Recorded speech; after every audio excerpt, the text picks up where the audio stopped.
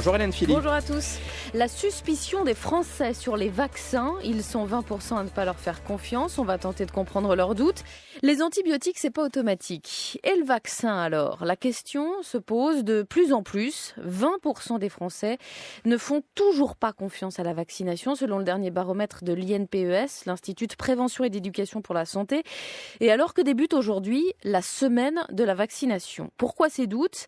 Quelles peuvent en être les conséquences? Solène Lehen a interrogé les professionnels. Pour le docteur Sauveur-Boucris, généraliste à Paris, ces Français méfiants font surtout partie des classes moyennes.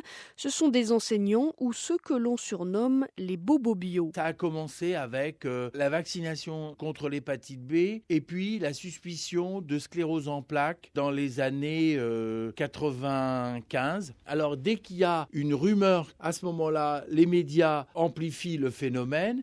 Et là, en particulier, Kouchner était ministre de la Santé à l'époque. Il avait mis des réserves. Eh bien, dès qu'un ministre de la Santé émet des réserves, ça fiche tout en l'air la communication. Et du coup, ça ouvre des brèches. Gros loupé de communication également pendant l'épidémie de grippe H1N1. Résultat, une confiance des Français éprouvée, analyse Didier Lambert.